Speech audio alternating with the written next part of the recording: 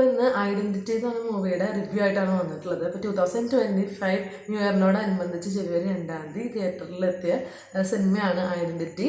അത് Tovino main role ചെയ്യുന്ന ഒരു ഇൻവെസ്റ്റിഗേറ്റീവ് ത്രില്ലറാണ്. നമുക്ക് പടം മെയിൻ റോൾ ചെയ്തിട്ടുള്ളത് ടോവിനോ ആണ്. അതുപോലെ തന്നെ ഇക്വലൻ്റ് ആയിട്ടുള്ള നല്ല നല്ല റോളുകൾ ചെയ്തിട്ടുള്ളവരാണ് ഇതിനകത്ത്. അജു വർഗീസ്, അതുപോലെ വിനയ് റായ്, തൃഷ ഒരു മേജർ ക്യാരക്ടർ അവതരിപ്പിക്കുന്നുണ്ട്, അർച്ചന കവി, അങ്ങനെ കുറച്ച് പേര് വന്നു പോകുന്നുണ്ട്. എല്ലാവരും അവരവരുടെ കഥാപാത്രത്തിനോട് അത്രമേൽ നീതി പുലർത്തിയിട്ടുള്ള രീതിയിലാണ് ഓരോരുത്തരുടെയും പ്രകടനം. ഒരു ഫസ്റ്റ് ഹാഫ് പറയുമ്പോൾ നമുക്ക് ആ ഒരു കഥ ബിൽഡപ്പ് ചെയ്ത് വരുന്ന ആ ഒരു രീതിയാണ്. നമ്മൾ ഒരു പെർഫെക്ഷനിസ്റ്റ് ആയിട്ടുള്ളൊരു സ്കെച്ച് ആർട്ടിസ്റ്റായിട്ടാണ് നമുക്ക് ടൊവിനോനെ ചിത്രീകരിക്കുന്നത്. തൃഷയെ ചുറ്റിപ്പറ്റിയുള്ള ഒരു ഫസ്റ്റ് ഹാഫാണ്.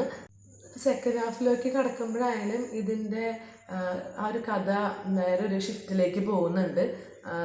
ശരിക്കും പറഞ്ഞാൽ അവസാനത്തെയൊക്കെ ഒരു 30-40 മിനിറ്റ് തീപ്പൊരി പ്രകടനമാണ്. അത് ശരിക്കും തിയേറ്ററിൽ തന്നെ എക്സ്പീരിയൻസ് ചെയ്യേണ്ട കാര്യമാണ്. അതൊരു ഹോളിവുഡ് സ്റ്റൈലിലൊക്കെ എടുത്തിട്ടുള്ള പോലെയുള്ളൊരു മൂവിയാണ്. അപ്പോൾ നമുക്കൊരു 50 crore താഴെയൊക്കെ ആയിരിക്കും ഈ ഒരു ഫിലിമിന് ബഡ്ജറ്റ് വന്നിട്ടുണ്ടാകുന്നത്. പക്ഷേ അതൊരു 200 കോടി മൂവിക്കോ അല്ലെങ്കിൽ ഒരു 300 കോടി മൂവിക്കോ ഉള്ളൊരു ഹിന്ദി അല്ലെങ്കിൽ ഒരു ബോളിവുഡ് സിനിമ എടുത്തിട്ടുള്ള അത്രയും അതിനോട് കിടപിടിക്കുന്ന രീതിയിലുള്ള ഒരു മലയാളം സിനിമയാണ്. അതിൻ്റെ മേക്കിംഗ് അത്രയും പെർഫെക്റ്റ് ആണ്. ടെക്നിക്കൽ ആസ്പെക്ട്സ് ഒന്നും പറയാനില്ല. എഡിറ്റിങ്, സിനിമാറ്റോഗ്രാഫി, ചില ഷോർട്സൊക്കെ നമ്മൾ സിനിമയുടെ കൂടെ നമ്മളിങ്ങനെ പോകും. അതുപോലെയാണ് ബാക്ക്ഗ്രൗണ്ട് സ്കോർ ആണെങ്കിലും. പാട്ടുകൾ അങ്ങനെ ഒരുപാട് മെമ്മറൈസ് ചെയ്യാൻ പറ്റുന്ന പാട്ടുകളൊന്നുമില്ല, പക്ഷേ ബാക്ക്ഗ്രൗണ്ട് സ്കോറും അതിന് ആ മൂവിക്ക് പറ്റിയത് എന്താണോ നമുക്ക് പ്രേക്ഷകന് എങ്ങനെ പോകണം, എങ്ങനെ എൻഗേജ്ഡ് ആയിട്ടിരിക്കണം, അതേപോലെ മൂവി നമ്മളെ കൊണ്ടുപോകും. ഒരുപാട് നമുക്ക് ട്വിസ്റ്റ് ആൻഡ് ടേൺസ് ഉണ്ട്. അപ്പോൾ അതൊക്കെ നമുക്ക് എല്ലാം കൂടെ ബ്ലെൻഡ് ചെയ്തിട്ടുള്ള നല്ലൊരു ഫിലിമാണ് ഐഡൻറ്റിറ്റി.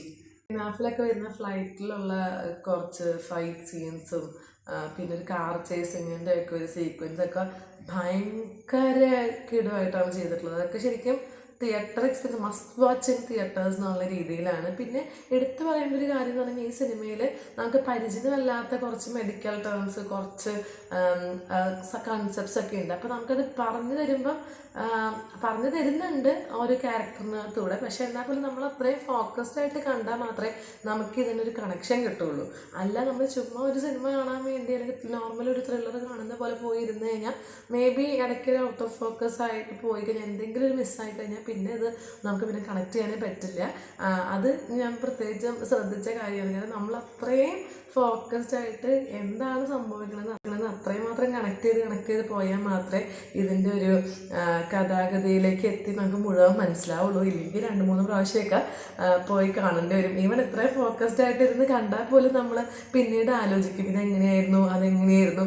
അത്രയും നമുക്ക് ഇതിൻ്റെയൊക്കെ ഒരു സ്ക്രിപ്റ്റ് എഴുതിയ ആൾ അല്ലെങ്കിൽ ഡയറക്റ്റ് ചെയ്ത ആൾ, സിനിമാറ്റോഗ്രാഫി ചെയ്ത ആളൊക്കെ എത്രത്തോളം ബ്രില്യൻ്റ് ആയിട്ട് അതിന് ചെയ്തിട്ടുള്ളത് എന്നുള്ളത് നമുക്ക് മനസ്സിലാവും. ഈ മൂവിക്ക് നമുക്ക് ഐഡൻറ്റിറ്റി എന്നുള്ളൊരു പേര് അത് നല്ല റെലവൻ്റ് ആണ് കഥയിലെ സബ്ജക്റ്റായിട്ട്. കാരണം അതുമായിട്ട് റിലേറ്റ് ചെയ്ത് ഐഡൻറ്റിറ്റിയുമായിട്ട് ബന്ധപ്പെട്ട ഒരു കഥാഗതിയാണ് ഇതിനകത്ത് വരുന്നത്. അതുപോലെ നേരത്തെ പറഞ്ഞ പോലെ ഇത്തിരി ഐക്യമൊക്കെ ഉണ്ട്.